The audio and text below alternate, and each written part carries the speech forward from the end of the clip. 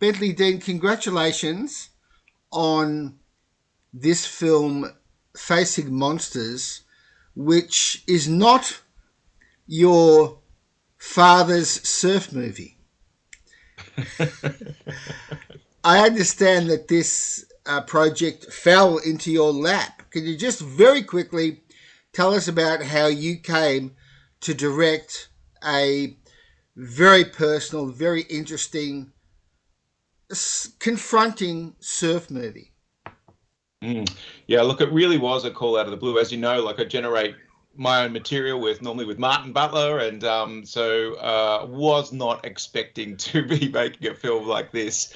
Look, this film had its genesis in many years of trying to get something up, mostly between Rick, the cinematographer, and Kerby Brown. They're good mates, and it wasn't until another like a great director, Jeffrey Smith, who made The English Patient one of my all-time favorite documentaries. Not English Patient, English Surgeon, sorry.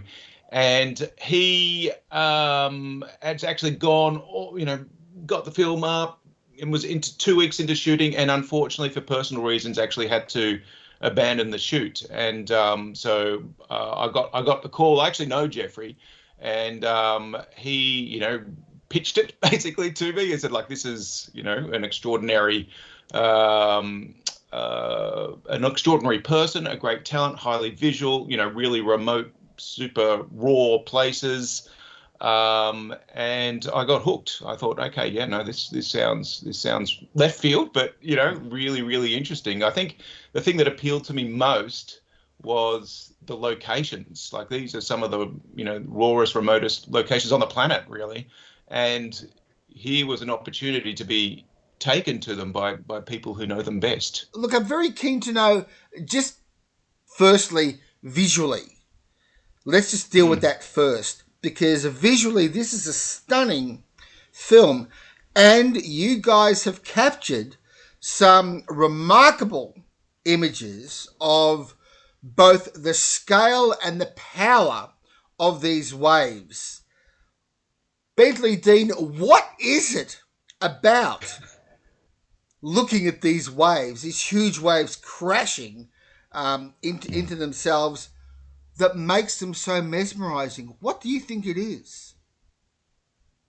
Yeah, like ultimately, I think it is their raw power.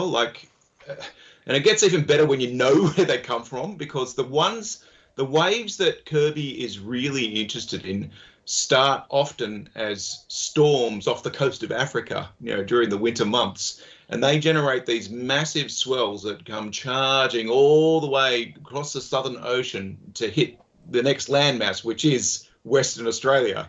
And the conditions actually have to be, perfect. You can't have the wind blowing in the wrong way. They can't be like another storm off the coast, and the tides have to be right.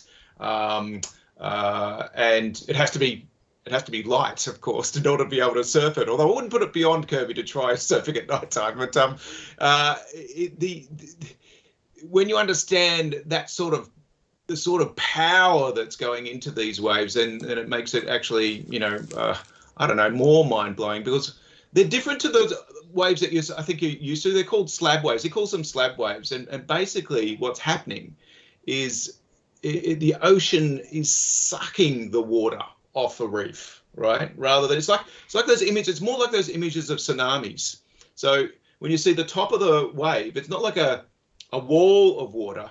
It's actually, if you see the top of the wave, and that's what the drone footage does really well, it's just like flat ocean, And so basically the face of the wave is actually water that's been sucked into the ocean. And so consequently, if you come off on that, the entire ocean is falling on top of you. So it's really dangerous, especially, when it's bare rock, which it often is. They're the waves he's attracted to. I guess it's the irreplaceable power of these things that really sort of puts us in our place, I think. Yeah, and I think that's where, Kerby is. That's exactly what he's attracted to. He's attracted into the skirting that edge, and he wants to. He profoundly respects that force of nature, but it's like he wants to find the closest point you can play with it, you know, that you can interact with it. Or I when I watch him, I almost think it's like poetry.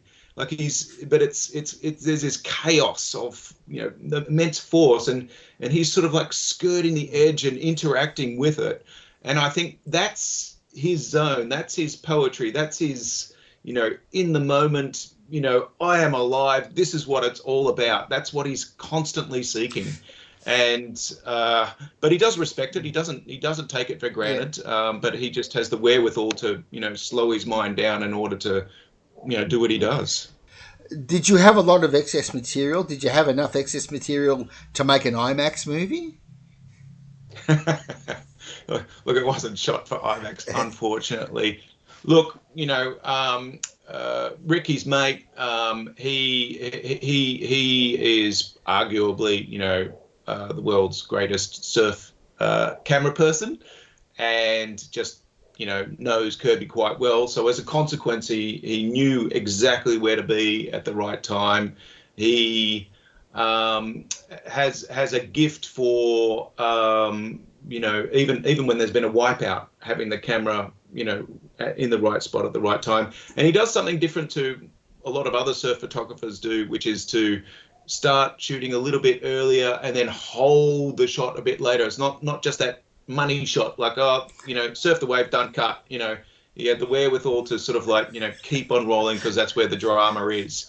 The other person who was, like, you know, the real discovery for me actually was our Jeremy Ashton, our sound recordist, who said to me at the beginning of the shoot, look, well, I sort of dabble in drone a bit too, and my God, the guy is a major talent, as you're sort of seen in the film. Like those dramatic shots of the Pink Lake and some of those surfing shots are just iconic. Extraordinary. Look, on top of that, you know, Kerby's own brother did some filming with like a GoPro at the end of a stick, and again, he's just a cool cat. You know, knew where to point it, like knew when to turn it on and off, and so you got these 360 new technology of 360 GoPros, like on jet skis, and so you're there. And there was the sound.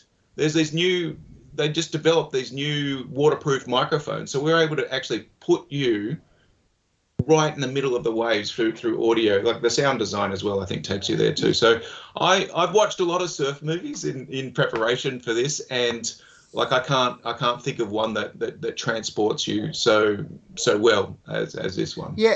Can you just say so myself? Can you just quickly tell me about the involvement of GoPro in this film, because they're credited at the end, and the equipment that you had access to? They were supplying cameras, and you used a 360 camera you mentioned? Yeah, look, I wasn't part of what any sort of deals that been made. I presume that there was, so you know, brilliant, excellent. So, because I'd never used them before. That was actually another one of the attractions for me, was to work with, you know, gear that I hadn't worked with, and work with a larger crew and on water. But anyway, these cameras, they literally do see 360. Okay, and so in the edit, you can choose the frame. It's almost like the editor becomes the cinematographer in a way, because you can choose the frame, and you can tilt, and you can pan, you can go any way you want, and you're always going to get the action because it's 360. So there's some moments in there that, you know, that just would not have been as powerful as they are without that sort of technology. Now, just with Kerby Brown himself, it's a remarkable portrait. I use the term confronting very deliberately, because the title of the film is Facing Monsters. The waves are only one of the monsters in this film, and presumably that's why you use the word plural. Just, can you, as director, identify the other monsters in this film? Yeah, I think that, look, essentially they are depression and addiction, you know, and the two are, you know, of course, not unrelated. And I don't think it was the original intention for those sort of, you know, themes to be explored, but You know, as we got to know one another in the process of those first couple of weeks of shooting, both he and his partner Nicole did come up to me and say, look, you know, we feel it's actually really important to actually, you know, show and explore, you know, this side of Kerby, because actually it is an essential part of who he is. And it can, you know, their hope was actually can show others what you can push through in order to become a better person, become a person that's not just functional, but, you know, like a great dad, and someone who's still fulfilling their dream. So that became, you know, really important for them to show. But, you know, it was hard. You know, it's hard stuff to talk about. Like, and you know that it's going to be seen by a very public audience, and those sort of moments, I think, only, I guess, underscore the generosity and the power of what he's seeking to do. I think he's just like all of us. Like he's searching to become as an authentic human being as he possibly can. But like all of us, we get really lost, you know, along the way. And I now kind of think of the film as almost like a coming of age, or a coming of ages, you know, story. And they're grounded, interestingly, in geographic places that are really important, you know, surf breaks for him, you know, right from sort of like, you know, discovering surfing from the first time as a child through to, you know, surfing like an impossible wave that no one else has surfed before. And that's always his dream. It was like it untapped, it unleashed something inside of him. He sort of became, oh my God, I'm a man now. Like I can interact in the world on my own to my limits. And then to be faced with what happens when that's taken away from you. Well, what's left? You know, like, where do I get that rush? Where do I get that feeling of authenticity? And in his case, he did actually, you know, he chose drugs and alcohol for a time and had to pull himself out of that. And the way in which he essentially pulled himself out of that was through the love of his family and friends. And so they're very key to this story. Can you address the issue of the sphere of intimacy that you need to be inside in order to make a film like this work? You have experience with this.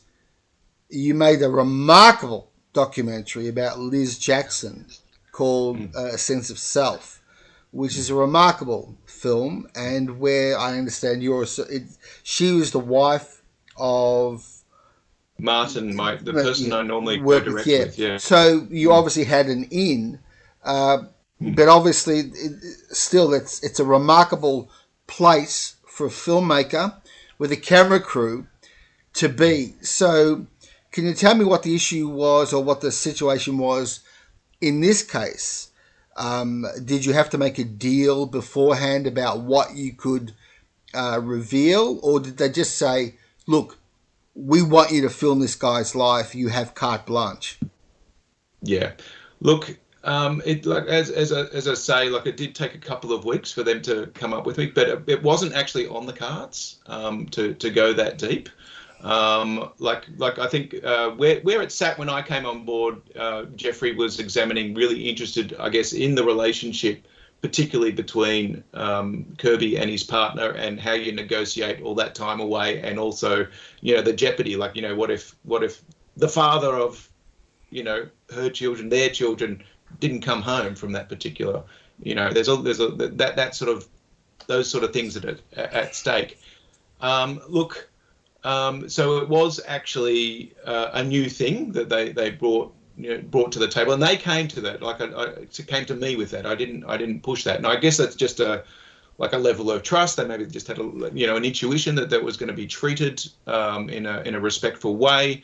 I guess, like, you know, my past work sort of speaks for itself as well. But I think it does come down to, like, are you being genuine? You know, and do you have within your means to actually, you know, follow through on that? Is there some other, you know, party going to come away and re-edit the film and turn it into something horrible? You know, so I think that they they got that. So it wasn't so much me. It's just been human, really. I think it's just like relating to another human being.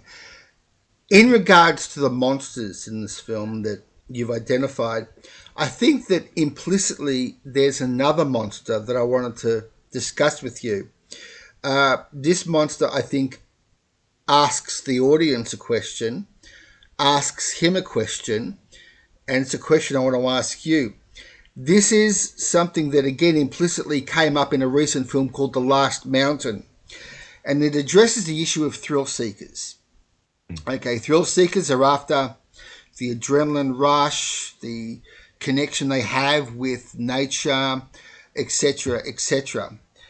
They are willingly sacrificing, they are willingly putting at risk the life that they have away from their thrills. So when they succeed, it's, as you say, poetic, it's glorious, it's wonderful, it's come back in one piece, it's terrific. But Bentley Dean, when things go south with a thrill seeker, when the wave beats them and smashes them on the rocks, as we see in this film, of course we feel sorry and we feel bad about what's happened. At the same time, the wave was just there. There was no compulsion for him to go out there apart from self-gratification. Some argue that the sympathy that we should have for people who are thrill seekers who end up on the wrong side of the odds should be limited, because they are doing it to defy something. When the defiance doesn't work, well, it's basically the logical outcome of what they were asking for. What do you think about that issue? Yeah, like I think all of all of the above. Like I think you've nailed it. It is a major quandary. And in a way, I think a lot of people's first reaction is go like, you selfish bastard. Now that you've got kids, why are you going to go and do that? And fair enough question. Like I think I personally probably wouldn't do it. But the key is to try and, not be so dismissive, I think, is to try and understand what's going on. Because Kerby gets that. He loves his kids. He loves his families. And yet he still has to do it. And so, well, why? What is it about this person that makes him do that? And I think it does come down to something, quite essential, like a quite essential need. And I think it probably is a certain percentage of the human population are built like that, and they are the explorers. They're the ones that don't necessarily come back from those voyages across the Pacific to discover all the islands as what became Polynesia. It's those sort of people. Not everyone does it. It's only a few people, and that's what makes humanity rich. And I don't think that they should be condemned, because I do think that it's almost like a compulsion. And I think that's kind of where I think the problems happen with Kerby. When that was taken away, he started to eat himself, and he couldn't be him. And I think, he's just trying to be authentic. I think he tries to balance it up now. Like I think he was a bit more reckless, in his youth, when now he's got like, no, I've got to study this a bit better. I'm not going to take unnecessary risks. And so he's a little bit less gung-ho than what he was in the past. But it's still a valid reading, to say, look, well, are you really being selfish, or is now the time to stop? And he's actually wrestling with that right now, exactly that question, more than ever.